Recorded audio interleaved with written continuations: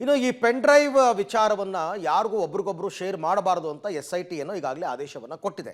ಆದರೆ ಈಗಲೂ ಕೂಡ ಅಶ್ಲೀಲ ವಿಡಿಯೋಗಳು ಎಗ್ಗಿಲ್ಲದೆ ಎಲ್ಲ ಕಡೆ ಶೇರ್ ಆಗ್ತಾ ಇದೆ. ಈ ಬಗ್ಗೆ ಕ್ರಮ ಕೈಗೊಳ್ಳುವಂತೆ ಮಹಿಳಾ ಆಯೋಗ SITಗೆ ದೂರು ಕೂಡ ಕೊಟ್ಟಿದೆ. ಈ ಬಗ್ಗೆ ಒಂದು ರಿಪೋರ್ಟ್ ಇದೆ, ನೋಡೋಣ. ಪೆನ್ ಡ್ರೈವ್ ವಿಡಿಯೋ ಶೇರ್ ಮಾಡಿದ್ರೆ ಕ್ರಮ. SIT ಆದೇಶಕ್ಕೂ ಡೋಂಟ್ ಕೇರ್. ವಿಡಿಯೋ ಶೇರ್ ಬಗ್ಗೆ SITಗೆ ಮಹಿಳಾ ಆಯೋಗ ದೂರು. ಪ್ರಜ್ವಲ್ ಪೆನ್ ಡ್ರೈವ್ ಪ್ರಕರಣವನ್ನ SIT ತನಿಖೆ ಮಾಡ್ತಾ ಇದೆ. ಈ ಮಧ್ಯೆ ಸಂತ್ರಸ್ತೆಯರ ಮುಖ ಬ್ಲರ್ ಮಾಡದೆ ವಿಡಿಯೋ ಹರಿಬಿಟ್ಟಿದ್ದು ಜನಾಕ್ರೋಶ ವ್ಯಕ್ತವಾಗ್ತಾ ಇದೆ. ಸಂತ್ರಸ್ತೆಯರ ಬದುಕು ಬೀದಿಗೆ ಬಂದಿದೆ. ಹೀಗಾಗಿ SIT ಅಶ್ಲೀಲ ವಿಡಿಯೋ ಶೇರ್ ಮಾಡದಂತೆ SIT ಆದೇಶವನ್ನ ಕೊಟ್ಟಿದೆ. ಆದ್ರೂ ಸೋಷಿಯಲ್ ಮೀಡಿಯಾದಲ್ಲಿ ಅಶ್ಲೀಲವಾಗಿ ಫೋಟೋಸ್ ಹರಿಬಿಡ್ಲಾಗ್ತಾ ಇದೆ. ಈ ಸಂಬಂಧ ಮಹಿಳಾ ಆಯೋಗಕ್ಕೆ ದೂರುಗಳು ಬರ್ತಾ ಇದ್ದು, ಸಂತ್ರಸ್ತೆಯರಿಗೆ ರಕ್ಷಣೆ ಕೊಟ್ಟು ವಿಡಿಯೋ ಫೋಟೋ ಹರಿಬಿಡುವವರ ವಿರುದ್ಧ ಬಿಗಿ ಕ್ರಮಕ್ಕೆ SITಗೆ ಮನವಿ ಮಾಡಿದ್ದಾರೆ. ನನಗೆ ಅದು ಯಾರಾದರೂ ಫಾರ್ವರ್ಡ್ ಮಾಡ್ತಾರೆ, ಮೇಡಮ್ ಇದು ಹೆಚ್ಚಿಗೆ ಆಗ್ತಾ ಇದೆ ನೋಡಿ ಅಂತ.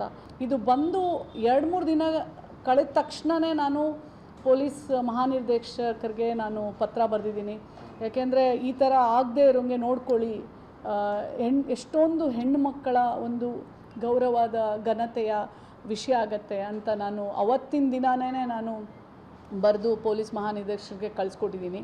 ಇನ್ನು ಸೋಷಿಯಲ್ ಮೀಡಿಯಾದಲ್ಲಿ ಫೇಕ್ ಅಕೌಂಟ್ ಕ್ರಿಯೇಟ್ ಮಾಡಿಕೊಂಡು ಅಶ್ಲೀಲವಾಗಿ ಫೋಟೋ ಹಾಕೋದು, ವಿಡಿಯೋ ಹಾಕೋದು ಮಾಡ್ಲಾಗ್ತಾ ಇದೆಯಂತೆ. ಫೇಕ್ ಅಕೌಂಟ್ ಕ್ರಿಯೇಟ್ ಮಾಡಿರೋರು ಯಾರು ಅಂತ ಪತ್ತೆ ಹಚ್ಚೋದೆ SIT ಟೀಮ್ಗೆ ದೊಡ್ಡ ಸವಾಲಾಗಿದೆ. ಫೇಕ್ ಅಕೌಂಟ್ ಮಾಹಿತಿಗೆ ಫೇಸ್ಬುಕ್, ಟ್ವಿಟರ್ಗೆ ಪತ್ರ ಕೂಡ ಬರೀಲಾಗಿದೆಯಂತೆ.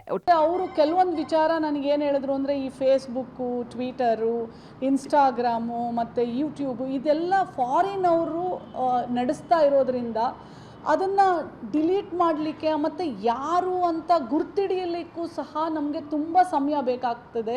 ಅದು ನಮಗೆ ದೊಡ್ಡ ನೆಗೆಟಿವ್ ಆಗಿ ನಮಗೆ ಪರಿಣಾಮ ಬೀರ್ತಾ ಇದೆ. ನಮಗೆ ಇದನ್ನು ತಡೆಗಟ್ಟಲಿಕ್ಕೆ ತುಂಬ ದೊಡ್ಡ ಅಡಚಣೆ ಆಗ್ತಾ ಇದೆ ಅಂತ ಅವರು ನನಗೆ ಅವರ ಒಂದು ಇದನ್ನು ನನಗೆ ಹೇಳಿದ್ರು. ಪ್ರಜ್ವಲ್ ರೇವಣ್ಣ ಪೆನ್ ಡ್ರೈವ್ ಪ್ರಕರಣದ ವಿಡಿಯೋಗಳನ್ನ ಶೇರ್ ಮಾಡ್ತಾ ಇರೋರ್ಗೆ ಮಹಿಳಾ ಆಯೋಗ ಮತ್ತು SIT ಟೀಮ್ ಬಲೆ ಬೀಸಿದ್ದು, ತಗ್ಲಾಕೊಂಡ್ರೆ ಕಾನೂನಾತ್ಮಕ ಶಿಕ್ಷೆ, ಕಟ್ಟಿಟ್ಟ ಬುತ್ತಿ. Lokesh, public TV, Bengaluru.